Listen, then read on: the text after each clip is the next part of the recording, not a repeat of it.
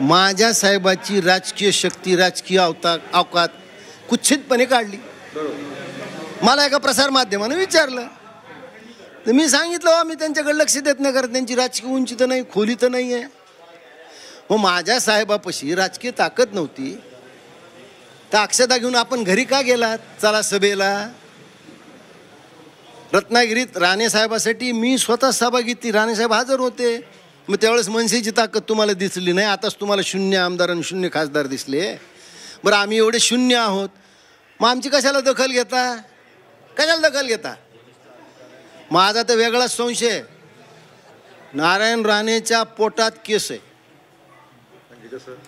त्यांना ही भीती वाटते उद्या ही जी युती झाली तर काय, म्हणून ते आमच्या सारख्याला धमक्या द्यायलेत.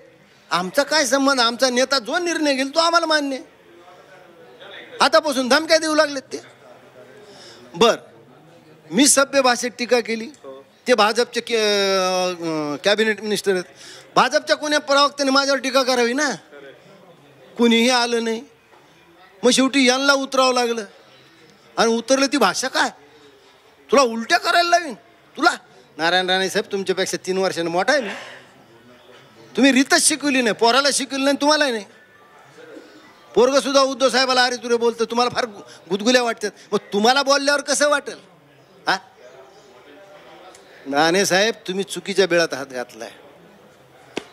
प्रकाश महाजन आहे, येऊ का कणकवलीत? कुठे येऊ सांगा. याला धमक्या नाही द्यायच्या. शब्दाला शब्दाने उत्तर द्या, वादाला वादाने उत्तर द्या, तर्काला तर्काने उत्तर द्या. खरं म्हणजे साहित्यिक भाषा त्यांच्या डोक्यात जाईल का नाही मला माहित नाही. पण त्यांची जी भाषा आहे, म्हणजे त्यांनी तर ते शब्द वापरलेच, त्यांचे कार्यकर्ते सुद्धा तुम्हाला फोन करून शिवेगाळ करताय अत्यंत घाणेरड्या शब्दात. मी ऐकलंय ते काही. हे माझ्याकडे रेकॉर्ड आहे, मी पोलिसला देणार आहे. अत्यंत घाणेरड्या शब्दात टीका करतायत ते. हे शिकवलं का काय? मी अजूनही संयमित भाषा वापरतो, मी कधी वाईट भाषा वापरली नाही. पण नितेश राणे साहेब, तुम्ही कॅबिनेट दर्जाचे मंत्री आहात. तुम्ही परवा धाराशिवत काय म्हणले? ज्या गावचा सरपंच भाजप नाही त्याला आम्ही फंड देणार नाहीत. मग तिथले खासदार काय म्हणले? ते तर ऐकून घ्यावंच लागेल ना. तुम्ही काय कणकवलीची प्रॉपर्टी विकणार आहेत का, आम्हाला पैसे देणार आहेत का? काय बोलताय तुम्ही? अहो मुख्यमंत्र्याला सुद्धा बदनाम करतायत, त्यांच्या नावाखाली काही बिलं फाडायला. ते परवाची घटना आहे, तुमच्या सगळ्याच्या नजरेतून कशी सुटली माहित नाही. या नितेश राणेनं 2 वर्षाखाली एक आंदोलन केलं होतं, ज्या आंदोलनामध्ये टेबलावर ठेवलेले मासे त्या अधिकाऱ्याला फेकून मारले होते. त्या अधिकाऱ्याला मला जसा दम दिला तसाच दम दिला. तो अधिकारी कोर्टात बदलला. तो म्हणला एवढी गर्दी होती मला माहीतच नाही. आणि सगळ्या जगानं पाहिलं नितेश राणेनं मासे फेकून मारले. एकदा आमच्यासारख्याला मारून बघ आम्ही कुठं बदलतो का ते. फार फार जास्त दहशत आहे ना. काय होत असते? अहो कधी ना कधी तर कुणी ना कोणी तर जन्माला येतोच नाही ह्यांच्या दहशतीला मोड घालणारा. ही दहशत कुणाला दाखवता तुम्ही? ज्यांना जीवाची भीती, मला काहीच भीती नाही.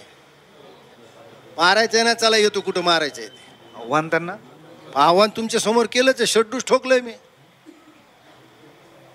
माझं मत असं आहे की मी अत्यंत सभ्य भाषेत, बोली भाषेत, बिलो द बेल्ट नाही मी टीका केली. मग आपण का मला त्रास देताय? तुम्ही तशी टीका करा ना.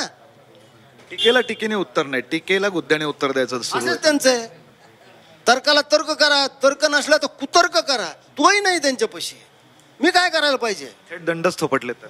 अच्छा, त्यांची भाषा पहा ना तुम्ही, त्यांचं फेसबुकवर पहा काय ते. असं नाही ना होत. हो आम्ही आणीबाणीचा त्रास भोगलेला आहे. हो आम्हाला नोकऱ्या नाही लागल्या. माझ्याकडे अजून 50 वर्षाखालचं ते एम्प्लॉयमेंटचं कार्ड आहे. त्याच्यात लिहिलं होतं सगळ्या सर्टिफिकेट बरोबर तुमचं कॅरेक्टर सर्टिफिकेट घेऊन द्या. आम्हाला पोलीसवाले कॅरेक्टर सर्टिफिकेट कशाला देतात? आम्ही नोकऱ्यासाठी तुमच्यासारखं नाही केलं. राजकारण आम्ही पैसे कमवण्याचा उद्योग नाही केला.